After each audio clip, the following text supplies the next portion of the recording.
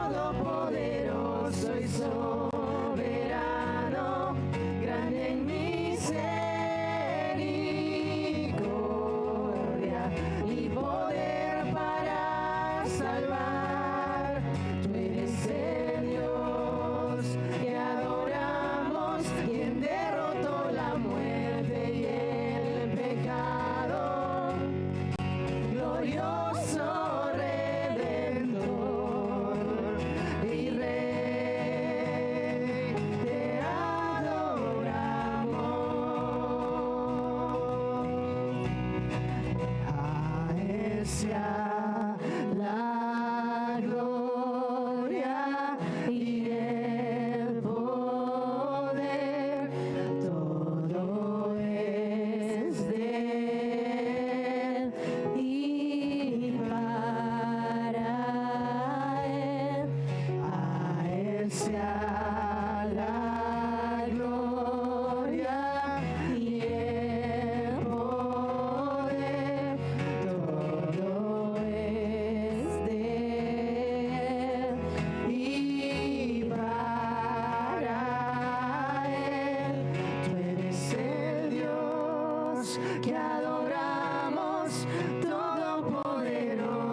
soberano, grande en misericordia y poder para salvar. Tú eres el Dios que adoramos, quien derrotó la muerte y el pecado.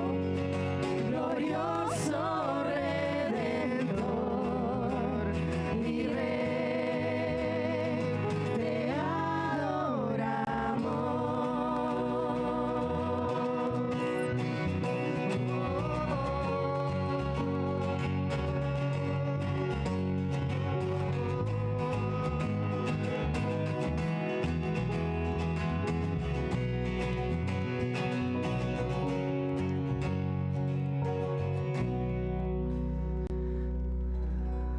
Amén.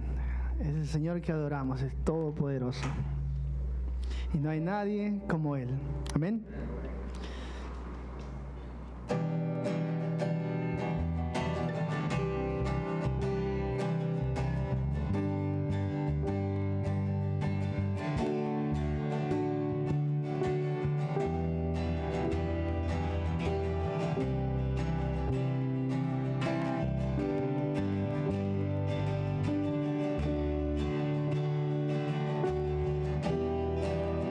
¿Quién como Él, Cordero y León, en el trono está?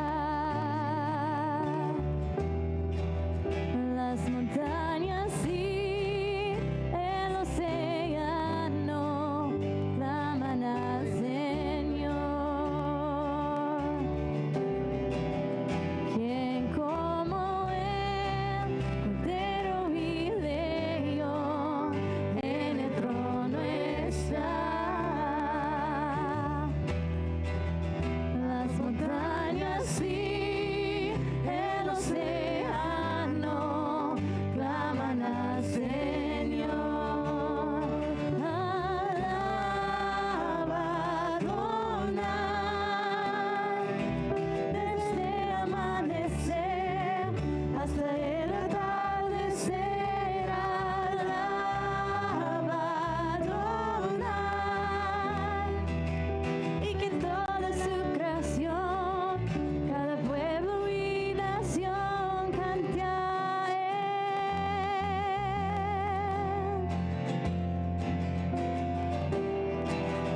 ¿Quién como Él, Cordero y León, en el trono está?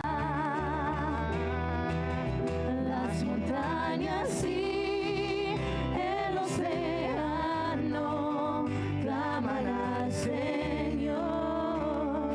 Alaba Adonai, desde el amanecer hasta el atardecer. Alaba Adonai,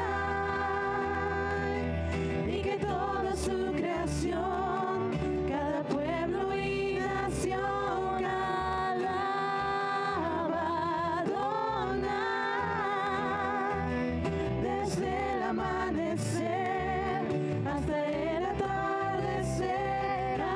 Alaba Adonai,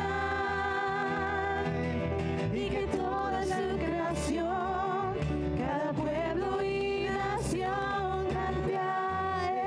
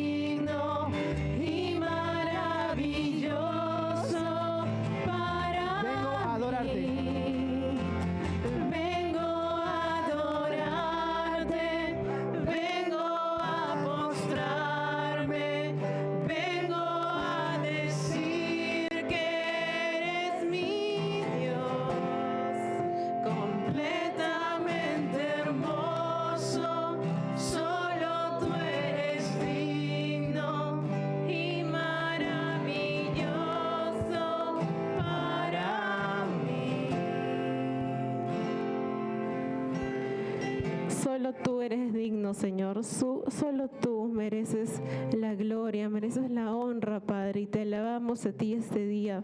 Señor, te pedimos que tu Espíritu esté aquí en medio de nosotros, Señor, que nos llenes de ti, Padre, que todo lo que tenemos dentro de nosotros lo postremos al pie de tu cruz y estemos listos para ser llenados de tu Espíritu, Padre.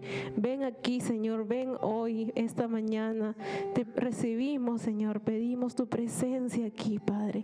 Llénanos en tu Espíritu, Señor. Te pido por cada uno de nosotros, Señor, que nos des la palabra que esta mañana necesitamos escuchar para cambiar nuestra vida y dedicártela a ti totalmente, Señor. Gracias, Padre, por la libertad que tenemos de alabarte, por estar aquí en tu presencia, Señor. Te alabamos, Cristo, te amamos, Jesús. En tu nombre, Señor. Amén. Saluden a alguien nuevo.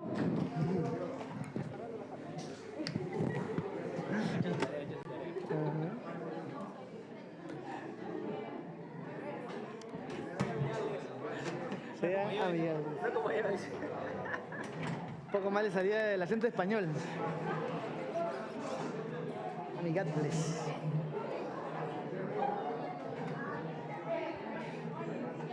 Ay, la gente canta en español más fuerte por aquí. ¿No?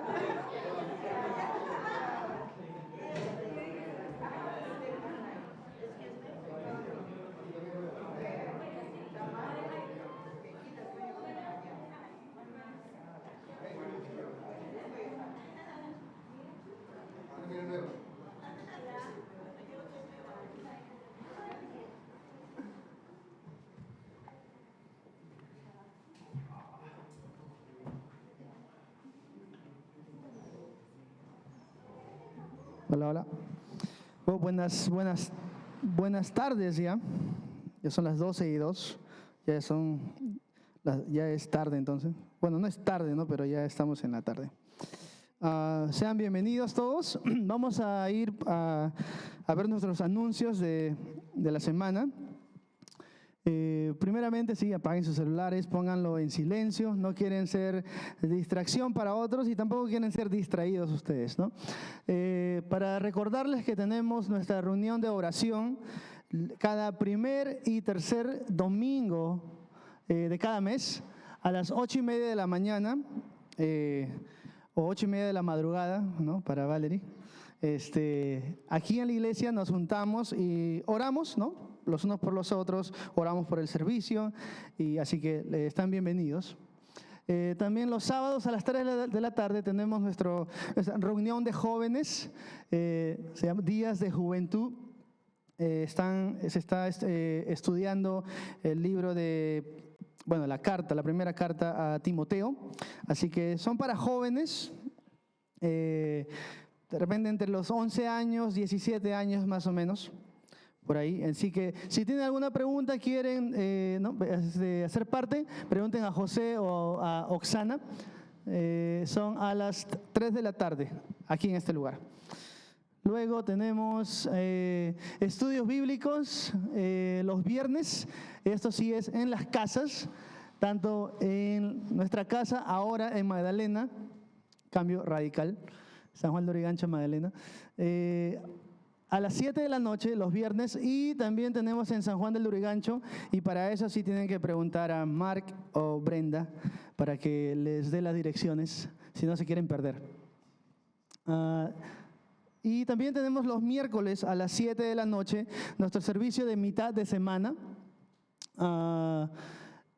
Vamos a empezar un nuevo libro y vamos a hacer una dinámica un poco diferente, pero creo que va a ser muy chévere. Así que están bienvenidos los miércoles a las 7. Y este sábado, ¿es este sábado 19? Este sábado tenemos Whatever Night. Es una reunión para todos en realidad están invitados. Esto va a ser en San Juan del Lurigancho, así que en Whatever Night se hacen diferentes cosas, diferentes actividades, ¿no? Han hecho desde, no sé, preparar ponche o preparar salchipapas, tacos, no sé, es toda una sorpresa, así que los animo a que vayan sábado 19 de agosto a las 6 de la tarde. en San Juan de Lurigancho y hablen con Mark o Valerie, si es que desean ser parte de eso. Y creo que eso es todo, ¿no?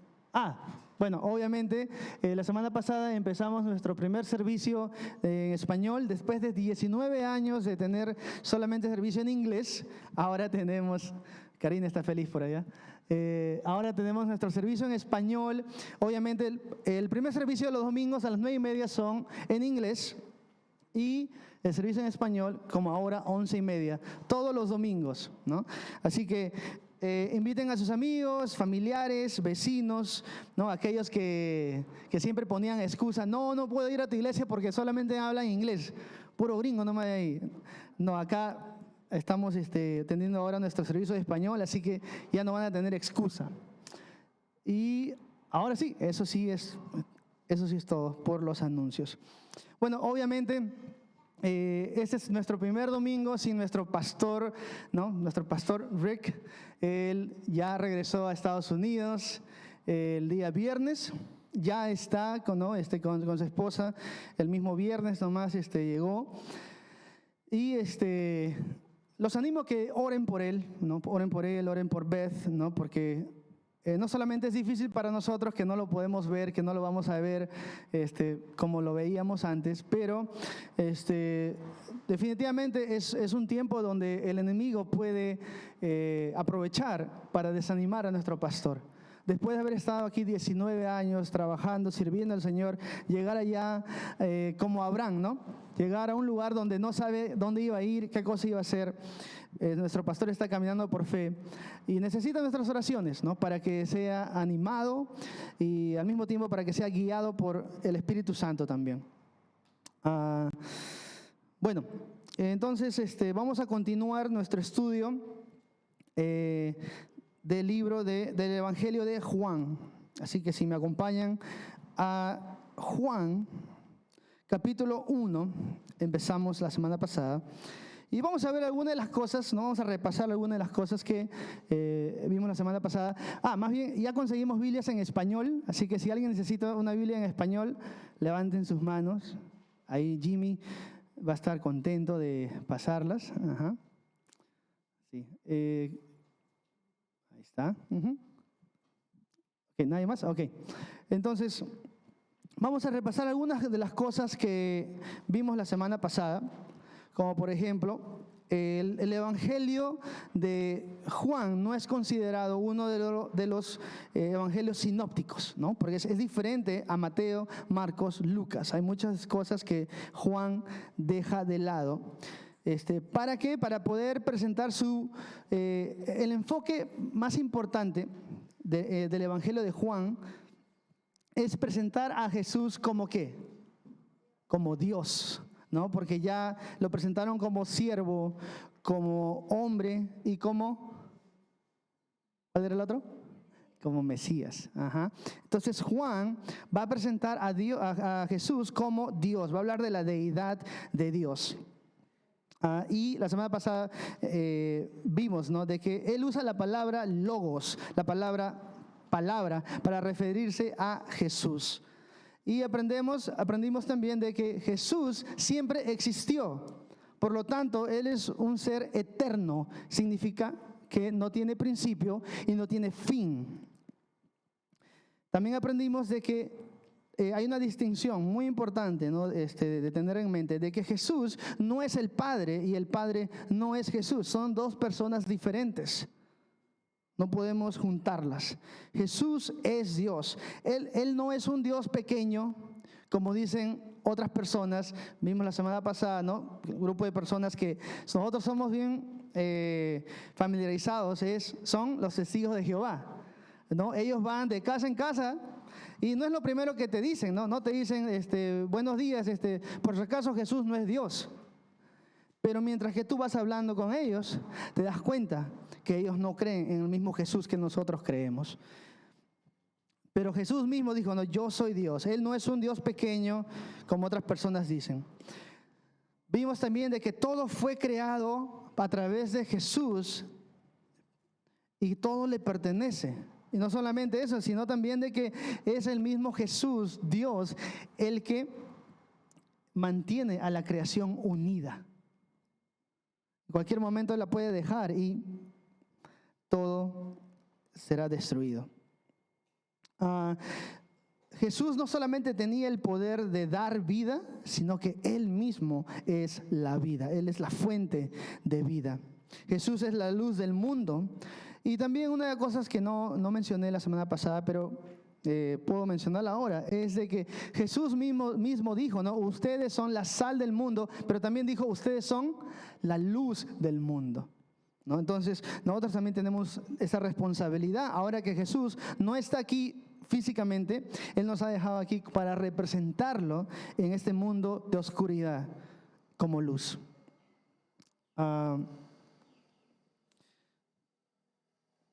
Vimos también de que Jesús vino al mundo, obviamente, pero no fue reconocido cuando vino al mundo que Él mismo creó. Y también fue rechazado por aquellos que Él consideraba su propio pueblo, por Israel. Pero cuando eso le pasó a Jesús, Jesús no hizo lo mismo. Cuando Él vino, el mundo no lo reconoció. Cuando su pueblo lo rechazó, Jesús no dijo, ¿sabes qué? Esa no es la bienvenida que yo estaba esperando, me voy de aquí. No, Él vino y siguió con su plan. Y lo rechazaron, no lo reconocieron, pero la semana pasada paramos en el versículo 13, donde nos dice que a cualquiera, a todo aquel que lo que cree en Él y que lo acepte, Él le da el derecho, la potestad de ser llamado hijo de Dios. Entonces, Jesús no hizo lo mismo que le hicieron a Él. El mundo no lo reconoció, lo rechazó. Y Él no nos rechaza. Él dice, no, si tú crees en mí, si tú me aceptas, entonces yo te voy a dar el derecho de ser llamado mi hijo. Y nos da una nueva vida, como sabemos que dice en 2 Corintios 5:17, una nueva vida en Cristo. Y esta nueva vida en Cristo ahora la vivimos ya no para nosotros mismos, sino para Dios. Así que empecemos este estudio en el versículo 14, es donde nos quedamos en el versículo 13. Y empecemos en el versículo 14, donde dice, entonces la palabra se hizo hombre y vino a vivir entre nosotros. Estaba lleno de amor inagotable y fidelidad. Y hemos visto su gloria, la gloria del único Hijo del Padre. Entonces, primeramente, ¿no? Es increíble pensar de que Jesús, la palabra, el Logos, Dios mismo, se humilló y vino aquí a la tierra en forma de un hombre, de una persona, así como tú y como yo. Obviamente sabemos de que eso fue gracias al Espíritu Santo, ¿no? Nació por medio de una virgen y Él vivió entre las personas como tú y como yo, hace 2000 años atrás. Él vino y habló con otras personas, Él comió con otras personas, Él sanó a otras personas, Él oraba y oró con otras personas, e hizo muchas otras cosas con otras personas. ¿Y por qué digo esto? ¿No? Porque es importante reconocernos de que cuando Jesús vino y cuando dice, entonces la palabra se hizo hombre, quiere decir que Jesús vino como Dios, pero vino y vino en la forma de un hombre, de un ser humano. Y es importante señalar esto, porque hay muchas personas que creen de que cuando Jesús vino, no vino como hombre, no vino como un humano. Muchos creen que Jesús vino como un fantasma o un ser, como un extraterrestre. Tanto así de que ellos piensan de que Jesús, por ser Dios, no experimentó el cansancio, no experimentó sed, no experimentó hambre, dolor.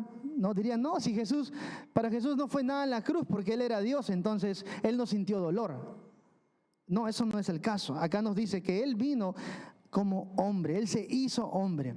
Entonces nosotros creemos, ¿no es cierto?, como dice la palabra, de que Jesús era 100% hombre y 100% Dios. Pero se humilló y vino en la forma de un hombre para habitar entre nosotros. Y la razón por la cual Jesús hizo eso, por la cual Jesús viene a pesar de que él sabía que iba a ser rechazado, no reconocido por los demás. La razón por la cual Jesús hace todo esto es porque él estaba lleno de amor inagotable y de fidelidad. Como acabamos de leer ahí, ¿no? Estaba lleno de amor inagotable y fidelidad.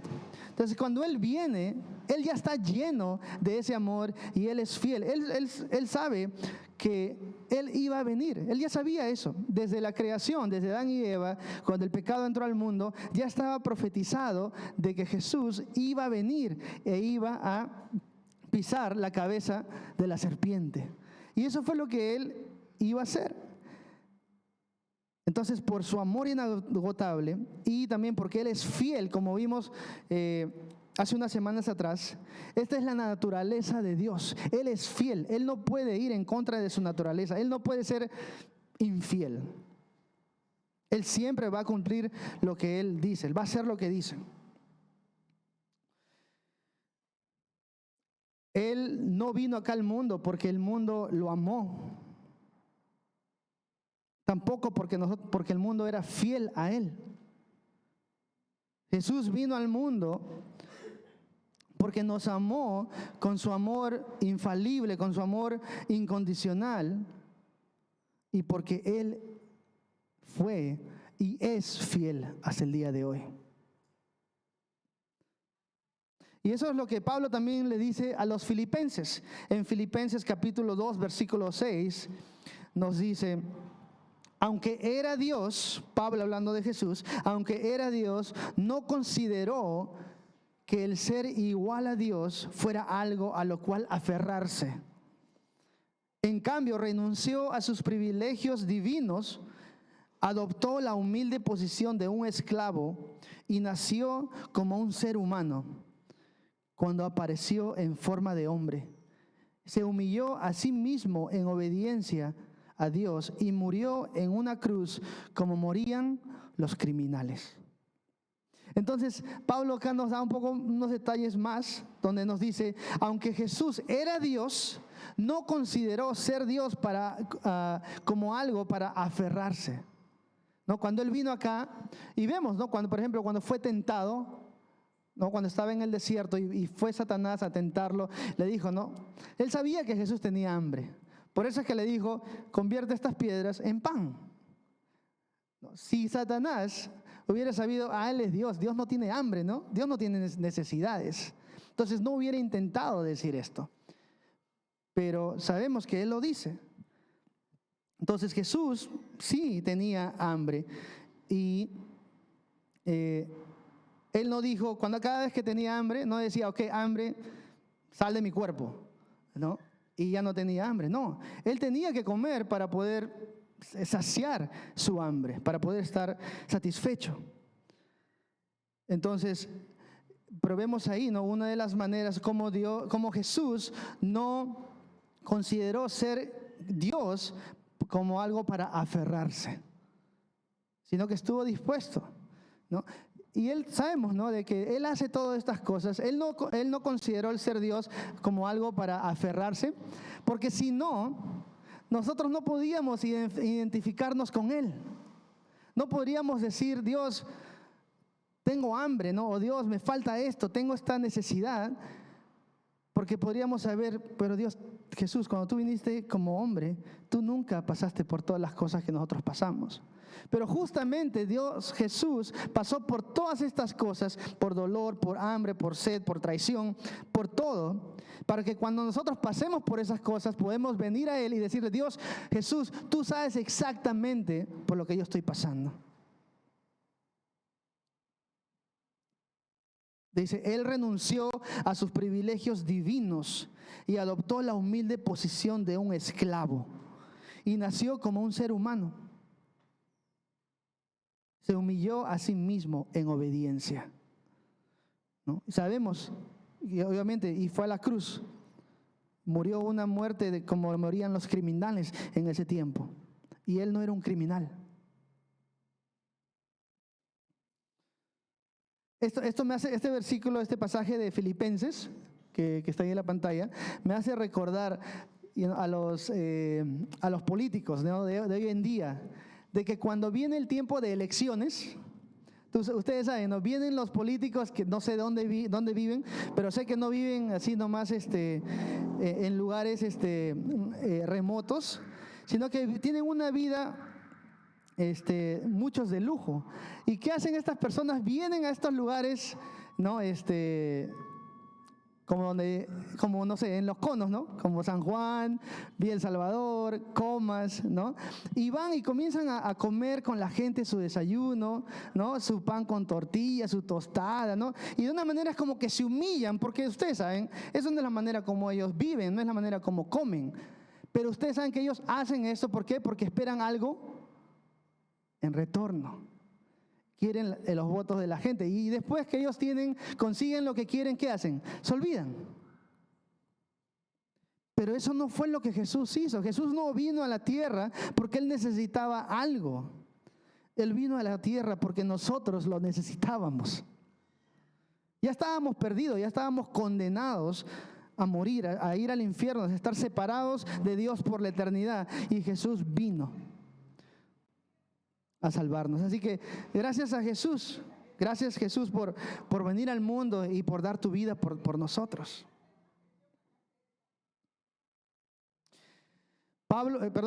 Juan nos dice que él, junto con los otros discípulos, dice, hemos visto su gloria, la gloria del único Hijo de Dios. Y esto me hace pensar, ¿no? Yo no creo que Jesús, cada vez que se levantaba, tenía un resplandor, ¿no?, alrededor de él que la gente no podía verlo. No, yo creo que lo que Juan se refiere acá, el apóstol, ¿no? Ustedes saben, Juan y los apóstoles estuvieron con Jesús por 3 años de su vida. Ellos iban a donde Jesús iba, comían lo que Jesús comía, estaban por todo lado donde Jesús estaba, vivían juntos, convivieron. Y cuando él dice que en Jesús vieron la gloria de Dios, es por la misma personalidad, por la misma vida de Jesús. Cuando Jesús vino al mundo y vivió su vida, lo que él hablaba, lo que él hacía, cómo se acercaba a las personas, cómo a las finales dio su vida por el mundo, eso fue lo que impactó la vida de los discípulos y dijeron, definitivamente podemos ver la gloria de Dios en la vida de Jesús. Versículo 15 de Juan, nuevamente, Juan capítulo 1, versículo 15, dice, Juan, este es Juan el Bautista, ¿ya? Juan dio testimonio de él cuando clamó a las multitudes. A él me refería yo cuando decía, alguien viene después de mí, que es muy superior a mí, porque existe desde mucho antes que yo. Entonces este es Juan el Bautista, ya no Juan el apóstol, habla de Juan el Bautista, que vino a dar testimonio ¿de quién? De Jesús. Entonces, primeramente lo que podemos ver es de que Juan el Bautista, el propósito de Juan no era ser famoso aquí en la tierra. Obviamente, no sabemos de que él vivía en el desierto, ¿no? Que vestía unas prendas cavernícolas, ¿no? Era pieles de animales y también lo que comía, ¿no? Eso no era normalmente como la gente en ese tiempo vivía, pero era una persona diferente a muchos. Y no solamente por cómo vivía y cómo se vestía o qué cosa comía, sino también por el testimonio que él daba. Él no vivía para sí mismo, él no vivía para ser reconocido por la gente. Él vino a dar testimonio de Jesús. Por eso es que él decía, a él me refería yo cuando decía, alguien viene después de mí, que es muy superior a mí, porque existe desde mucho antes que yo. Entonces, Dios usó a Juan el Bautista para preparar el camino para que Jesús pueda venir. Y cuando Juan va a bautizar a Jesús, él dice, ¿no? A él me refería. Juan el Bautista reconoce que Jesús es superior a él en todo sentido. Por eso él dice, él es es muy superior a mí porque existe desde antes que yo. Entonces podemos ver acá también de que Juan reconoce de que Jesús es Dios. Si ustedes saben, Juan es mayor que Jesús. Él nació, humanamente hablando, Juan el Bautista nació primero por medio de su mamá Elizabeth. Y luego nació Jesús. Entonces, ¿por qué Juan dice aquí? Él existe desde mucho antes que yo. Entonces, obviamente, él no está hablando de una manera, ¿no?, de una perspectiva humana nada más. Él está hablando de Jesús y de la deidad de Jesús. Él está hablando de que Jesús, por más que nació humanamente, vino al mundo después que Juan el mismo. Él dice, no, él ya existió, desde siempre. ¿Por qué? Porque Él es Dios. Él no tiene principio, no tiene fin. Entonces, a eso se refería Juan cuando dice que Él existía o existe desde mucho antes que Juan el Bautista. Versículo 16. Dice, de su abundancia todos hemos recibido una bendición inmerecida tras otra. Pues la ley fue dada por medio de Moisés, pero el amor inagotable de Dios y su fidelidad vinieron por medio de Jesucristo. Entonces, Juan aquí, ¿no?, se da cuenta y nos dice, ¿no?, de que todas las bendiciones que hemos recibido vienen del Señor. Y como dice aquí, no son bendiciones inmerecidas.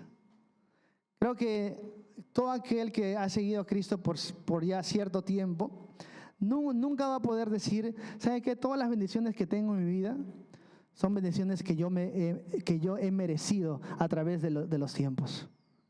Nadie podría decir eso.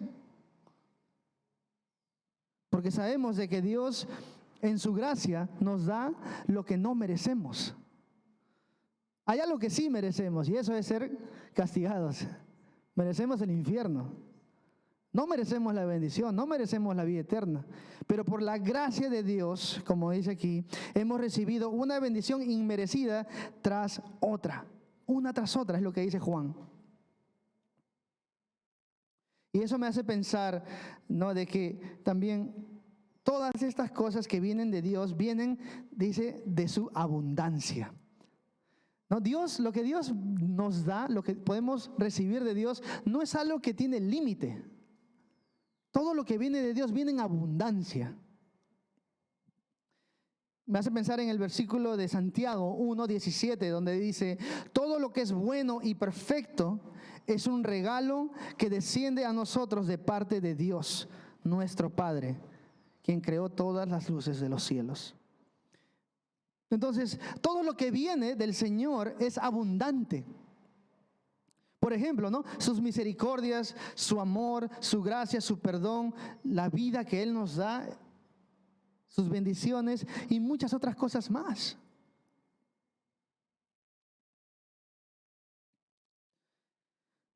Juan señala de que la ley fue dada por medio de Moisés, pero el amor inagotable de Dios y su fidelidad vinieron por medio de Jesucristo.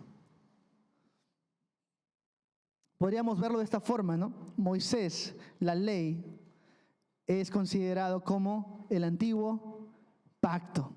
Y Jesús, la salvación, por gracia,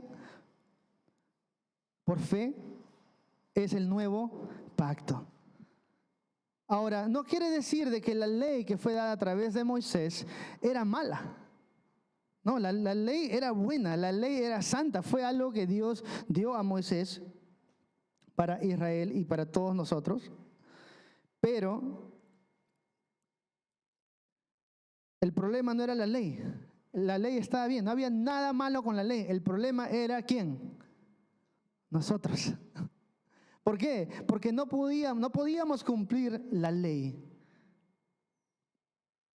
Por eso es que cuando Dios da la ley al pueblo de Israel, también junto con eso les dice, aquí está la ley, pero ¿sabes qué? También les voy a decir qué cosas es lo que tienen que hacer cuando no cumplan la ley. Van a tener que matar un animal y ofrecer su sangre, ofrecerlo como sacrificio por sus pecados, para que cubra sus pecados.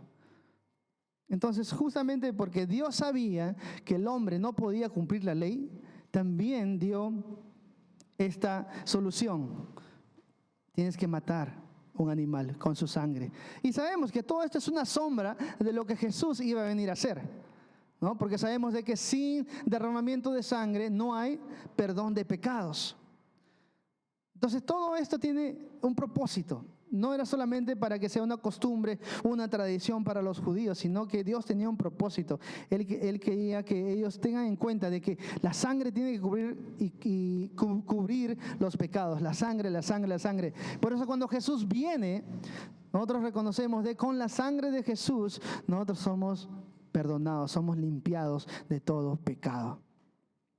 Pero, como vimos la semana pasada, el mundo no lo reconoció. Y su pueblo lo rechazó. Entonces no había nada malo con la ley, pero la ley no podía salvar al hombre. El trabajo de la ley, el propósito de la ley solamente era mostrar al hombre su condición. Como sabemos, ¿no? ¿Cuántas veces hemos escuchado que la ley es como un espejo, ¿no? Que te muestra cómo estás? Pero el espejo, cuando es como cuando tú te levantas, ¿no? Con las legañas de repente, no sé, ¿no? Es como yo me levanto todo despeinado y toda mi cara sucia y me veo en el espejo. No me voy y refriego mi cara en el espejo para limpiarme, ¿no? No, el espejo, el trabajo del espejo está ahí solamente para mostrarme dónde estoy sucio. Pero después tengo que ir a lavarme.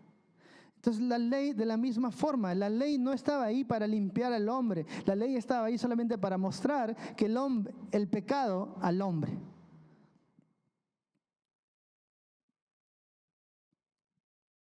Y para hacerle reconocer de que necesitaba un Salvador, que viene a ser Jesús. Entonces, a través de Jesús, ahora vemos, ¿no? La ley fue dada por Moisés. A través de Jesús ahora vino la salvación. Y otra vez, ¿por qué? ¿Por qué vino la salvación? ¿Por qué Jesús trajo la salvación al mundo? Porque dice ahí, por el amor inagotable de Dios y por su fidelidad. Dios ya había prometido de que Él iba a mandar un Salvador al mundo.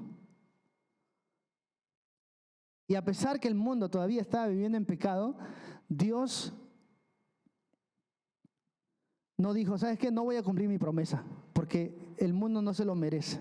O porque el mundo no me está buscando. No, Él es fiel y Él no cambia. Por lo tanto, si Él dijo que iba a mandar a Jesús, entonces Él va a mandar a Jesús. Y al final sabemos que Él lo hizo. Y Jesús vino a traer la salvación. ¿Por qué? Por el amor inagotable que Dios tiene y por su fidelidad.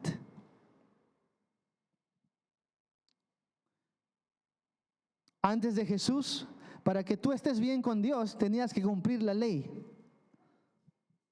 Pero eso era imposible, porque fallabas cada día. Ahora, después de Jesús, Jesús hace posible de que nosotros podamos tener una relación con Dios, no a través de cumplir la ley, sino a través de, como vimos la semana pasada, cómo venimos a ser hijos de Dios si nosotros creemos y aceptamos a Jesús. En este versículo, Juan capítulo 10, versículo 10, es un versículo, ¿no?, conocido donde Jesús habla y nos dice cuál es el propósito del ladrón, ¿no?, de Satanás. El ladrón no viene sino para hurtar, matar y destruir.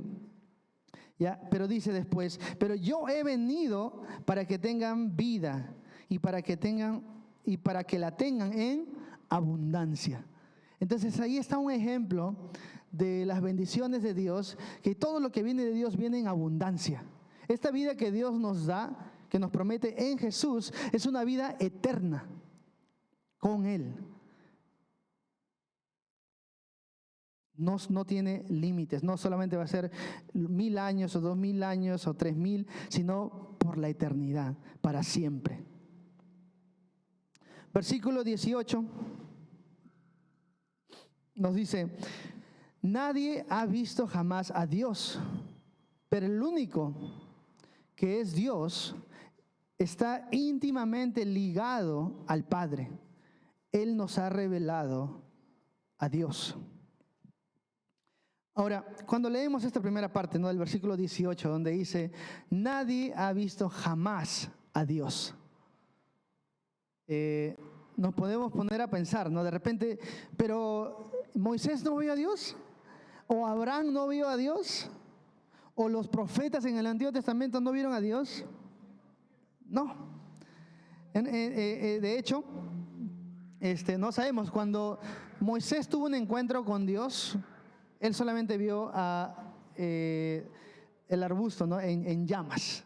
Y de ahí salió la voz de Dios. Y también vemos en otros lados donde Dios le dice, ¿no?, a Moisés: yo voy a pasar por acá, por este lugar, tú no me vas a ver. Pero leemos de que Moisés pudo ver la espalda de Dios, algo así. Pero eso es, en realidad no es algo literal, ¿no? Porque no es que Dios es un ser humano que caminó y Moisés podía ver la espalda. Entonces, lo que es interesante aquí, ¿no?, es de que en Éxodo 33:20, esto es lo que dice Dios. Sin embargo, le dice Dios a Moisés: no podrás ver directamente mi rostro, porque nadie puede verme y seguir con vida. En otras palabras, Dios le dice a Moisés: si tú quieres ver mi rostro, entonces vas a morir. Entonces yo me imagino que Moisés le ha dicho: entonces ahí nomás, Diosito, ¿no? Yo no quiero ver tu rostro, ¿no? Si quiere decir que voy a morir, entonces mejor no. ¿Y por qué?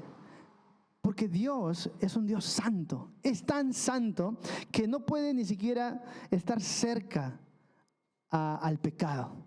Como vimos en el libro de Tesalonicenses, cuando Jesús va a venir por segunda vez y el anticristo va a estar gobernando el mundo, dice que solamente la presencia de Jesús viniendo por segunda vez va a ser suficiente para deshacerse del anticristo. Porque Dios es tan santo que no puede haber comunión entre Dios y el pecado. Entonces, nadie ha visto a Dios jamás, dice Juan. Pero también Juan nos habla acerca de la deidad de Jesús nuevamente, donde dice: nadie ha visto jamás a Dios, pero el único que es Dios, ¿de quién está hablando? De Jesús.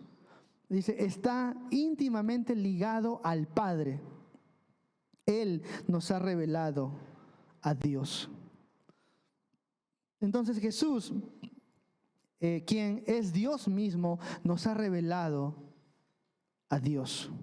Como vimos la semana pasada también en Colosenses, uno de los versículos de referencia, Colosenses 1:15 nos dice: Cristo es la imagen visible del Dios viviente.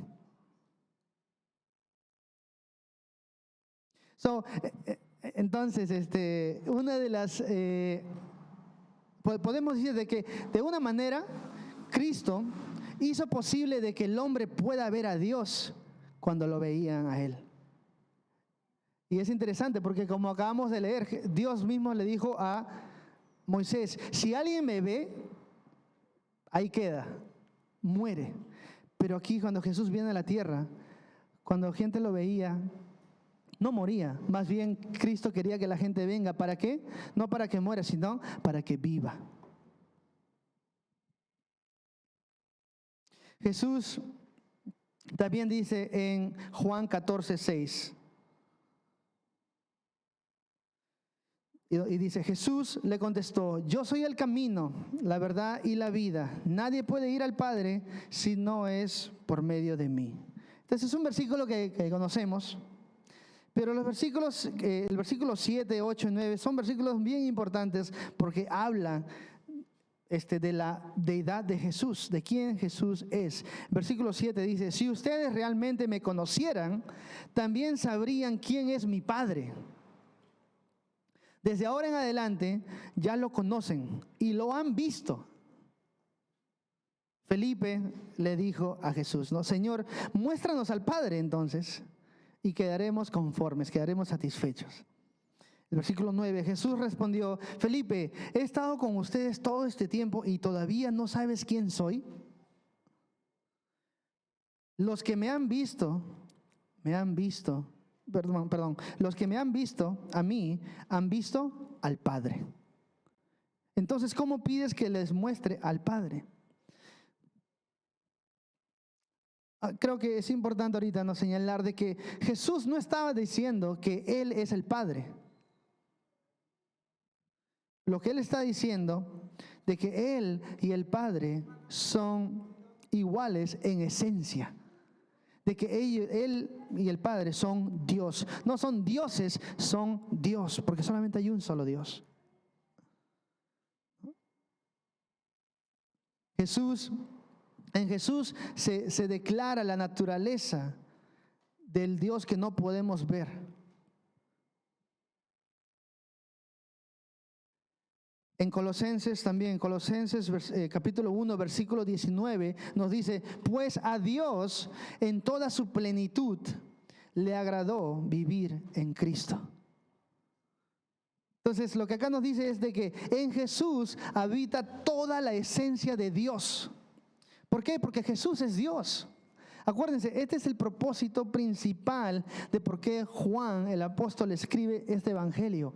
Él quiere que tú y yo sepamos de que Jesús no es un Dios menor, no solamente es un profeta, no es solamente una buena persona, un buen maestro, sino de que Él es Dios, porque eso es lo que hace la diferencia. Uno no puede decir, yo creo en el sacrificio de Jesús, yo creo de que Jesús hizo sus milagros, yo creo que Jesús caminó en el agua, pero no creo que Jesús es Dios. No importa si tú crees todo lo demás, pero si no crees esto, entonces no hay otra forma de poder ser salvo. Porque como dice aquí, la esencia de Dios habita, toda la esencia de Dios habita en Jesús. Y como acabamos de leer, a Dios le agradó vivir en Cristo como persona.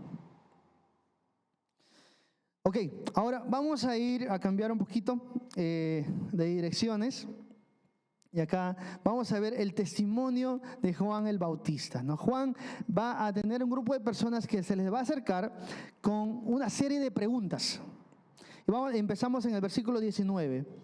Y nos dice, este fue el testimonio de Juan cuando los líderes judíos enviaron sacerdotes y ayudantes del templo desde Jerusalén para preguntarle.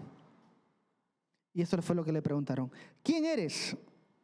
Y Juan el Bautista dice, él dijo con toda franqueza, yo no soy el Mesías.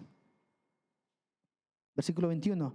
Bien, entonces, ¿quién eres? Preguntaron. ¿Eres Elías? No, contestó. ¿Eres el profeta que estamos esperando? No.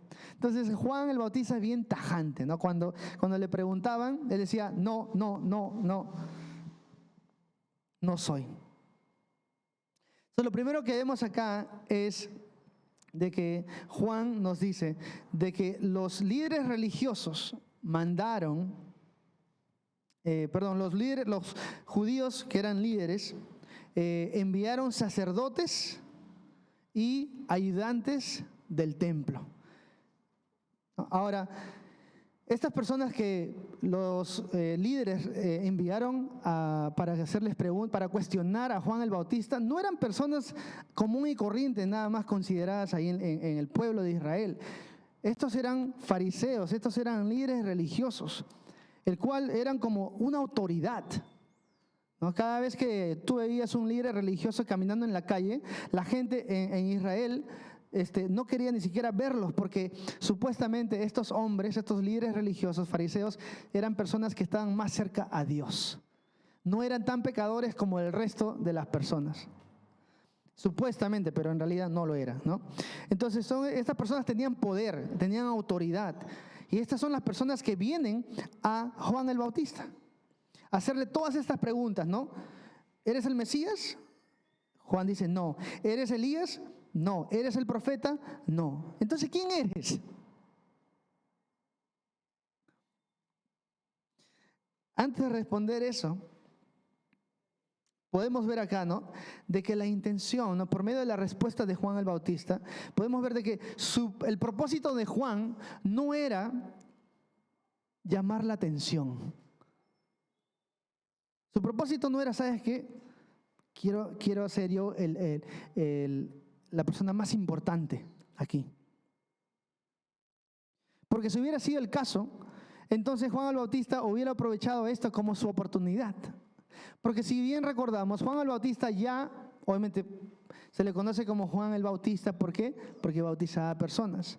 Y ya muchas personas todos los días venían al río Jordán para escuchar las enseñanzas, lo que Juan el Bautista predicaba, y para ser bautizados. Entonces la gente, los líderes del pueblo, los líderes religiosos, los sacerdotes, la gente que trabajaba en el templo, comenzó a tener celos. Y vieron, ¿no?, que de repente Juan estaba ahí bautizando, y Juan es como, de repente lo consideraban como un loco, por su manera de vivir, por lo que comía, por cómo se vestía. Entonces ellos, al momento de ver y escuchar de que Juan el Bautista estaba llamando a las masas, y la gente no está viniendo a la iglesia, ¿dónde están? Están allá con Juan. Entonces ellos van y le hacen todas estas preguntas a Juan. ¿Por qué? ¿Por qué? ¿O quién eres? ¿Por qué la gente viene? ¿Eres acaso el Mesías? ¿Eres acaso Elías o el profeta? Y él les dice, no. Entonces, su propósito no era llamar la atención. Él no quería ser famoso. Porque ni bien le preguntaron, ¿quién eres? Él dijo, dice, como vemos en el versículo 20, él dijo con toda franqueza, yo no soy el Mesías. Entonces, él no estaba así haciéndose loco, ¿no? Diciendo, de repente soy. ¿Qué tal si es que soy? ¿Me van a dar algo si es que soy el Mesías? No. De frente, él dijo, yo no soy el Mesías. Juan el Bautista sabía de que todo lo que él era solamente fue un instrumento de Dios. Y él estaba feliz con ser un instrumento de Dios que le traía gloria. Él no era el Mesías. Sin embargo, Juan no era el Mesías. Sin embargo, él guiaba a la gente hacia el Mesías. Entonces, igual como nosotros no somos Jesús, no somos Juan el Bautista, pero así como Juan tenemos la responsabilidad de guiar a la gente a Jesús.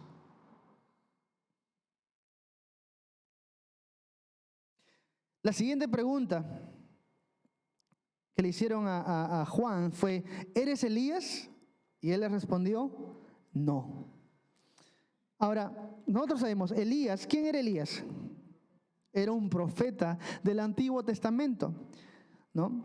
Él hizo varios milagros, se paró enfrente de diferentes ¿no?, personas y representó a Dios, ¿no? Ese era el trabajo de los profetas. Ellos representaban, hablaban al pueblo de parte de Dios y también representaban al pueblo delante de Dios.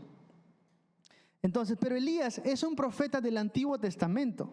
¿Por qué los líderes religiosos le preguntan a Juan el Bautista si él es Elías? O sea, ya han pasado cientos y cientos de años. ¿Elías está muerto? Una pregunta. ¿Qué sabemos de Elías? ¿Murió? No.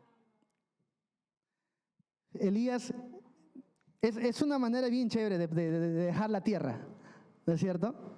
Dice que ustedes saben, Elías no experimentó la muerte. Más bien Dios envió un carruaje, ¿no?, en fuegos y recogió a Elías. O Eliseo estaba ahí, pero él no lo dejó el tren, ¿no? Bueno, él no era en el plan de Dios, pero Elías se fue de la tierra. Dios lo llevó en un carruaje en llamas y dejó la tierra. Entonces, ¿por qué le preguntan, eres Elías? Ahora, la idea de que Juan es Elías viene de el libro de Malaquías, es un profeta también del Antiguo Testamento. Malaquías capítulo 4, versículo 5, dice: miren, les envío el profeta Elías antes de que llegue el gran y terrible día del Señor. Sus predicaciones harán volver el corazón de los padres hacia sus hijos y el corazón de los hijos hacia sus padres. De lo contrario, vendré y haré caer una maldición sobre la tierra.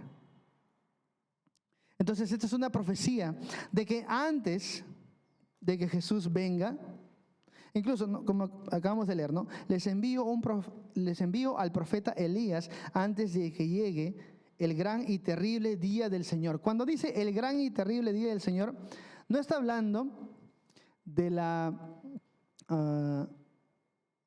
primera venida de Cristo. Porque cuando Cristo viene por primera vez, no fue el gran y terrible día del Señor. Fue el mejor día para la humanidad cuando Jesús vino. Entonces, lo que se refiere acá es cuando venga Jesús a juzgar al mundo. ¿Y por qué dice esto? Porque ustedes saben, bueno, si es que no saben, acá les voy a dar un pequeño algo extra, ¿no?, de que encontramos en el libro de Apocalipsis, casi digo Revelaciones, Apocalipsis, nos habla de que en el fin, en la tribulación, van a aparecer dos testigos.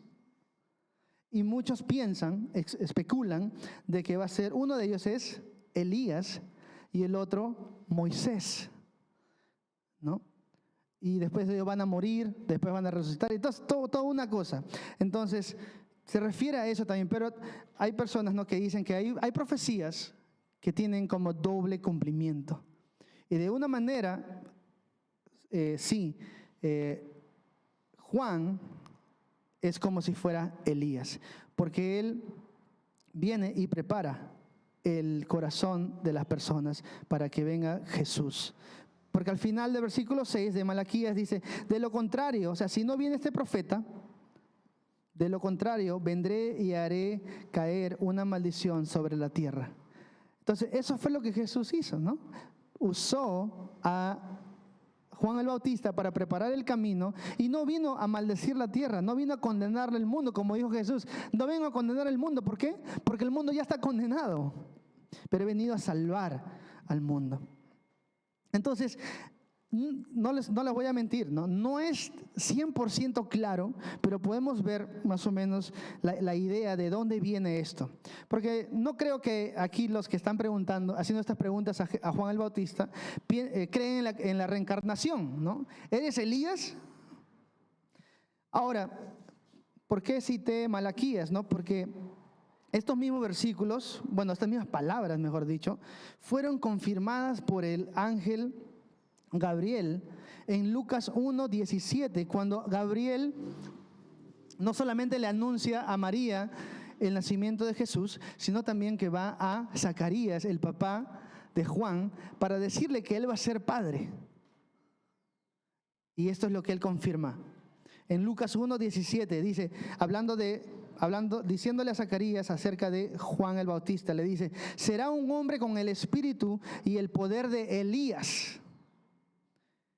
Preparará a la gente para la venida del Señor, inclinará el corazón de los padres hacia los hijos, exactamente como lo que leímos en Malaquías, y hará que los rebeldes acepten la sabiduría de los justos. Entonces, más o menos como que comienza a tener un poco de sentido, más o menos la idea de que es Juan el Bautista, Elías. Aquí el ángel lo dijo: será un hombre con el espíritu y el poder de Elías. Ahora, aquí es donde las cosas, ¿no? Ustedes pensaban que era un poco confuso. No, recién va a empezar la parte confusa, ¿no? Aquí es donde las cosas como son más interesantes, se ponen más interesantes. Porque vimos en Malaquías, vimos que el ángel le dice al padre de Juan, será un hombre con el espíritu y el poder de Elías. Pero sabemos que cuando le preguntaron a Juan el Bautista, ¿eres Elías? ¿Qué cosa dijo Juan? No. Y acá viene lo interesante, que Jesús dijo que sí. Y eso no lo digo yo, lo dice Mateo. Mateo 17:11 dice, Jesús contestó, es cierto que Elías viene primero a fin de dejar todo preparado, el camino preparado. Y el versículo 12 dice, pero les digo, Elías ya vino, pero no fue reconocido. Y ellos prefirieron maltratarlo. Bueno, también lo mataron. De la misma manera, también harán sufrir al Hijo del Hombre, hablando de sí mismo Jesús. Y el versículo 13 dice, entonces los discípulos de Jesús se dieron cuenta de que Jesús hablaba ¿de quién? De Juan el Bautista. Entonces Jesús mismo dijo de que Juan era Elías. Ahora, ¿por qué Juan dijo que él no era? Porque físicamente, ¿no? Humanamente hablando, Juan el Bautista no era Elías. Y cuando Jesús dice sí, él era, no se están contradiciendo acá. O sea, suena como que sí, parece como que sí. Pero cuando Jesús se refiere a Juan como Elías, él se está refiriendo a la vida de Juan con la vida de Elías, al espíritu, al poder, al ministerio, al trabajo, que era similar al trabajo de Elías. Elías era como también una persona, como Juan el Bautista, era un profeta, el cual tenía un trabajo, el cual era traer a la gente, preparar a la gente para que se arrepientan y poder traer restauración. Entonces, el punto de esto de acá es de que cuando Jesús dice que Juan el Bautista es Elías, Jesús no hace un énfasis en la persona. No está diciendo, sí, Juan y Elías son el mismo. No, él pone el énfasis en el mensaje, ¿no? De Elías. El mensaje de Elías y el mensaje de Juan el Bautista. Entonces él está diciendo, son los mismos. ¿Por qué? Porque ambos predicaban lo mismo. Ambos predicaban que la gente debe arrepentirse y debe venir a Jesús, debe venir a Dios. Juan no era Elías en persona, pero él representaba el mensaje que Elías compartía, el cual era de arrepentimiento y de restauración. Bueno, espero de que me hayan podido seguir un poco en eso, pero bueno, seguimos. Juan el Bautista también le dijo a los líderes religiosos que él no era el profeta. Cuando ellos le preguntaron, ¿no? ¿Eres el profeta que estábamos esperando? Él dijo, no. Algunos dicen que está hablando del profeta que Moisés se refirió en Deuteronomio, en el Antiguo Testamento también, capítulo 18, versículo 15, donde dice, Moisés siguió diciendo, el Señor su Dios les levantará un profeta como yo de entre sus hermanos israelitas, y a él tendrán que escucharlo. Ahora, este versículo se refiere en realidad a Jesús. No, cuando hablan el profeta, y Moisés dice que va a haber un profeta, el Señor les levantará un profeta como yo de entre sus hermanos israelitas. A él tendrán que escucharlo. Y si se recuerdan, ¿no? Cuando Jesús estaba siendo bautizado, el Padre desde el cielo habló, ¿no? Él es mi Hijo, ¿no? Él es mi Hijo amado.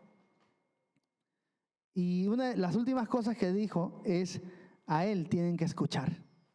Escuchen lo que Él dice. Y eso es lo que Moisés dice acá también. A Él tendrán que escuchar. Entonces, este versículo se refiere a Jesús. Por eso, para mí, ¿no? Eso es lo que más tiene sentido. Por eso cuando le preguntan a Juan el Bautista, ¿eres el profeta que estábamos esperando? Juan el Bautista sabe exactamente lo que ellos están preguntando. Y él les dice, no soy.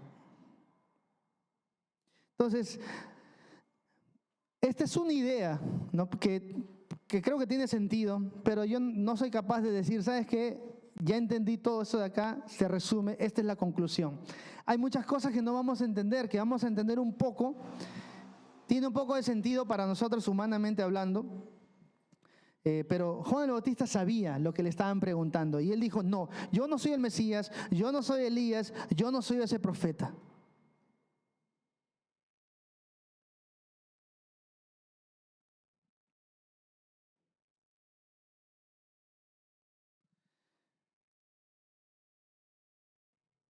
Versículo 22 de Juan 1. Dice, entonces, ¿quién eres? Necesitamos alguna respuesta para los que nos enviaron. ¿Qué puedes decirnos de ti mismo? Y Juan contestó con las palabras del profeta Isaías, soy una voz que clama en el desierto, abran camino para la llegada del Señor. Entonces acá podemos ver, ¿no? No escuchamos las palabras, no escuchamos el tono de cómo hablan, cómo hacen estas preguntas, pero podemos darnos cuenta de que los líderes religiosos ya están desesperados. Porque le preguntaron esto y lo otro, y Juan decía, no. Entonces Juan no estaba ayudando con las respuestas que él daba. Entonces ellos dijeron, ¿no? ¿Quién eres entonces? ¿Qué puedes decirnos de ti mismo? Y como si no fuera confuso suficiente, ¿no? Suficientemente confuso, Juan le responde con las palabras de otro profeta. Y le dice, ¿no? Soy una voz que clama en el desierto, abran camino para la llegada del Señor. Y esto se encuentra en Isaías, porque eran las palabras de Isaías, el profeta Isaías. Isaías 40:3, donde dice, escuchen, es la voz de alguien que clama, abran camino a través del desierto para el Señor. Entonces, es un poco chistoso para mí las respuestas que Juan da a los líderes religiosos. Porque le dicen, ¿eres el Mesías? No. ¿Eres Elías? No. ¿Eres el profeta? No. Entonces, ¿quién eres? Te voy a responder como Isaías.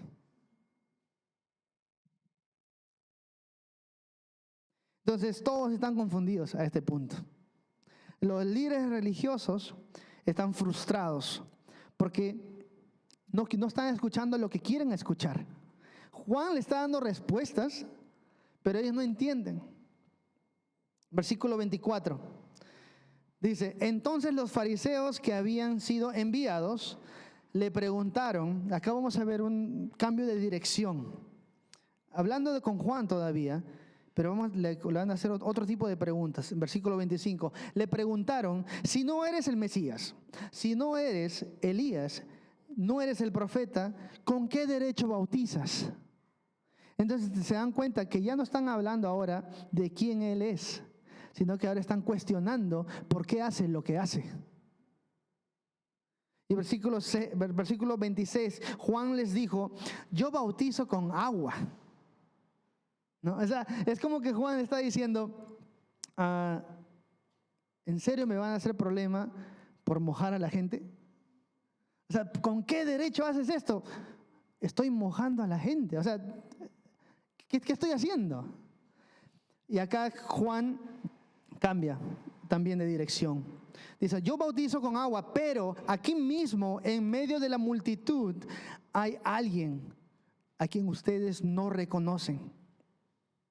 Aunque su servicio viene después del mío, yo ni siquiera soy digno de ser su esclavo, ni de desatar las correas de sus sandalias. Ese encuentro ocurrió en Betania, una región situada al oriente del río Jordán, donde Juan estaba bautizando.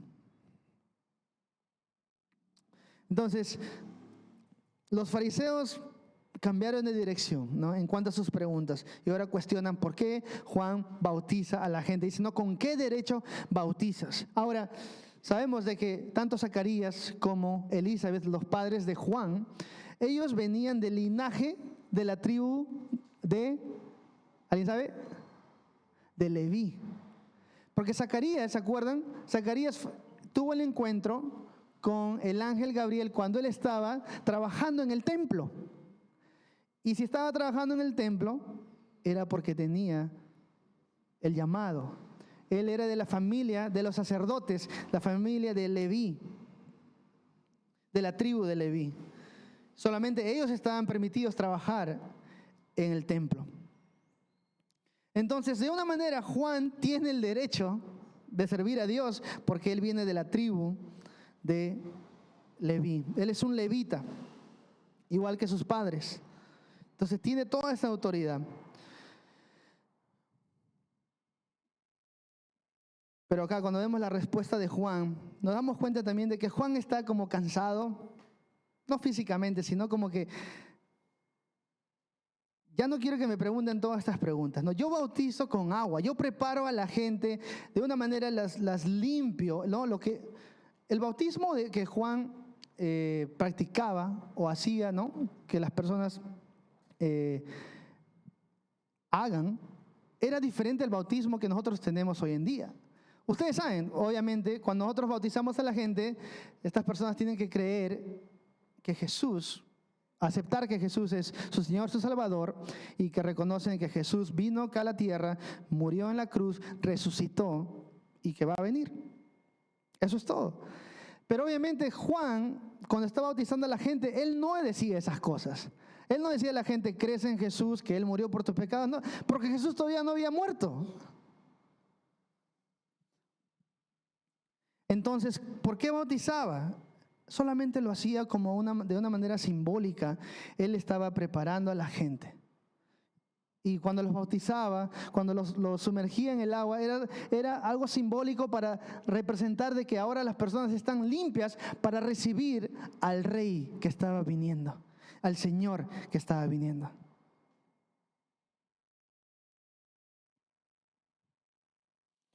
Pero Juan ya estaba cansado de todo esto. Y él, es como si Juan estuviera diciendo, ustedes en realidad no necesitan saber quién soy yo. ¿Por qué? Porque aquí mismo, en medio de la multitud, hay alguien quien ustedes no reconocen. Entonces, como que Juan está diciendo, ustedes están entrevistando a la persona equivocada. Yo no soy nada. Pero hay alguien aquí en la multitud entre ustedes que ustedes no reconocen. Entonces, ¿qué cosa está diciendo Juan ahí? Que Jesús estaba ahí. O sea, no sé si de repente estaba exactamente en ese lugar, pero estaba vivo y estaba entre ellos, como vimos en el primer versículo que leímos. Pero los fariseos no se dieron cuenta. Y en verdad, esta es la historia de los fariseos, ¿no es cierto? Porque aquí es donde va a comenzar el ministerio de Jesús. Los fariseos van a ser testigos oculares del ministerio de Jesús. Ellos van a ver cómo Jesús hace milagros, cómo sana a los enfermos, cómo hace todas estas maravillas, pero aún así ellos son testigos oculares de lo que Jesús hace, deciden no creer. Esta es la historia de estos hombres, de los fariseos. Entonces Juan le dice, yo no soy nadie. Están entrevistando a la persona equivocada, porque aquí la persona de la que les estoy hablando es tan importante, tan superior a mí, que yo ni siquiera soy digno de ser su esclavo, ni de desatar las correas de sus sandalias. No, ahora sabemos En ese tiempo no usaban zapatillas o zapatos como hoy que nos cubre todos los pies. Usaban solamente sandalias. Y las pistas, las calles no estaban pavimentadas, no habían veredas, todo era tierra, todo era polvo. Entonces imagínate, ¿no?, después de todo un día largo de camino, ¿cómo estaban tus pies? Ahora, cuando tú tenías visita a tu casa y la gente venía después de caminar en las calles, venía y se sentaba en el suelo, se recostaba, había el trabajo del esclavo más pequeño de la casa, o el esclavo más bajo, pues, digamos así, el cual era ir a través, ¿no?, por cada invitado y lavarle los pies. Entonces no era un trabajo que los esclavos se peleaban por hacer, no era un trabajo digno en realidad. No eran como que los esclavos veían que había visita y decían, bien, ¿no?, hoy día me toca lavar los pies de los invitados. No, nadie quería hacer esto. Pero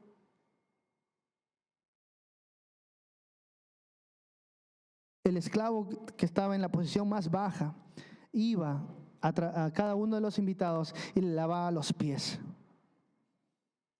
¿Alguien más hizo esto? ¿Se acuerdan? Jesús. Jesús a sus discípulos fue y le lavó los pies.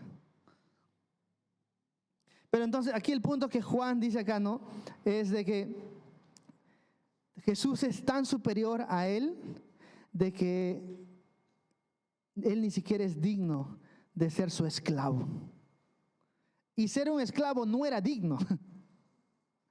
Pero así lo lleva, ¿no?, tanto al extremo Juan.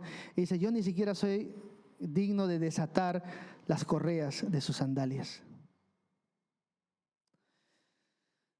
Ahora Juan el Bautista, y él termina esta conversación apuntando a la gente hacia Jesús.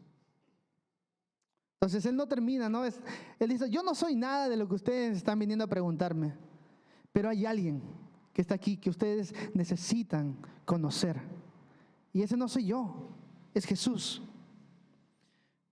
Y eso es lo que yo les digo a ustedes. La persona que tú necesitas y quieres conocer hoy es Jesús. No seas como los fariseos, no seas como los líderes religiosos, que Jesús estaba al frente de ellos y ellos no podían reconocerlo.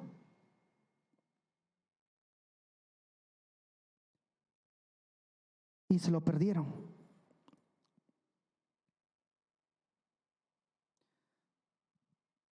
Ven a Jesús, porque en Jesús hay perdón de pecados y solamente en Jesús vas a encontrar la salvación. Oremos.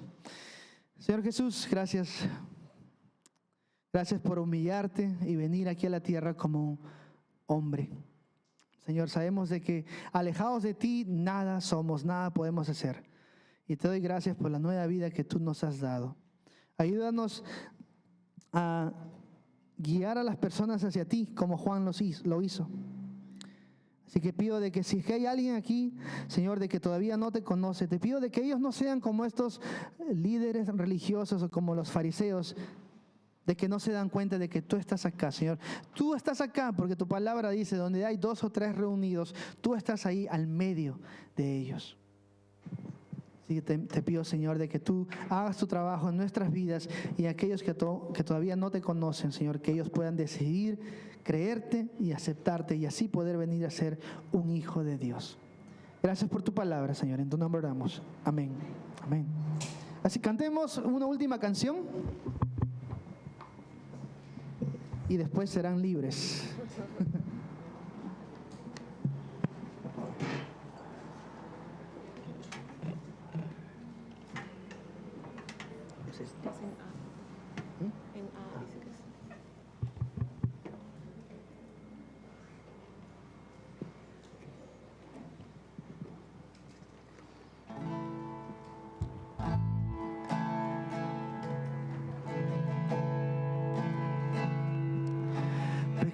Se volvió, aunque que no lo conoció, fuimos hechos en él, justicia de Dios.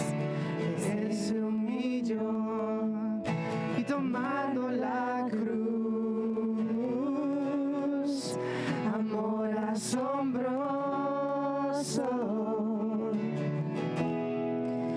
amor asombroso. Jesús el Mesías, nombre sobre todo, Cordero bendito,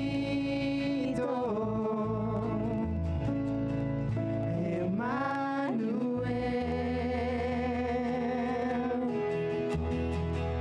del pecado rescata, ha pagado el precio. Jesús el Mesías, sobre todo es.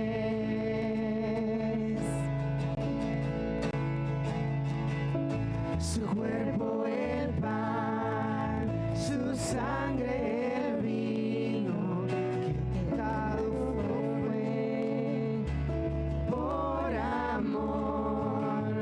La tierra tembló y el velo se rasgó. Amor asombroso,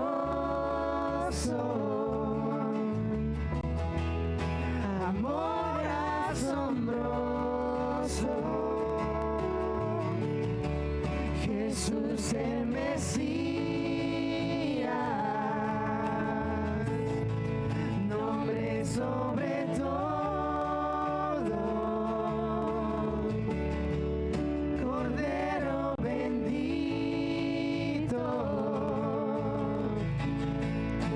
Emmanuel,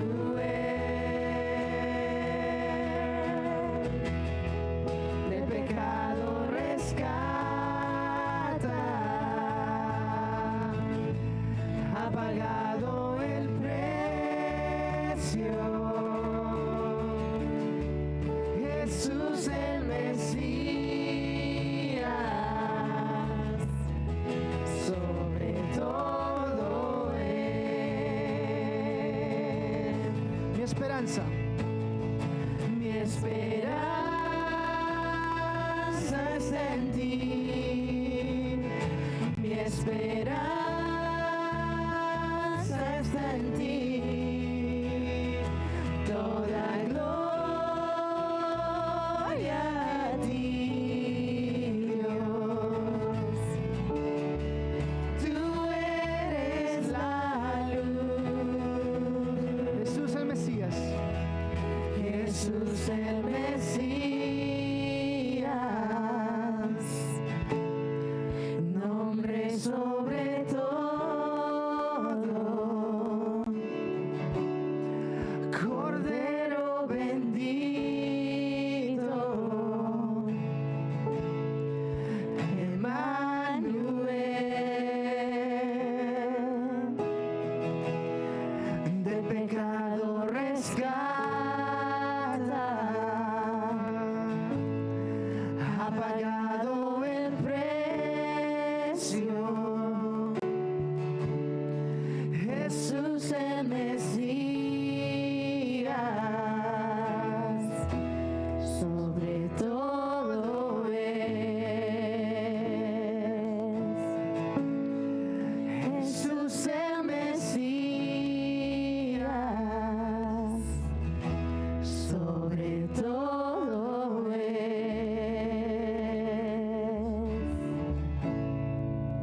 Amén. ¿Se pueden aplaudir al Señor? Sí. Gloria a Dios. Bueno, gracias a todos por venir, ser parte de la enseñanza de esta mañana, y oramos para que puedan seguir caminando con el Señor, y bueno, bendiciones para todos. Nos vemos después.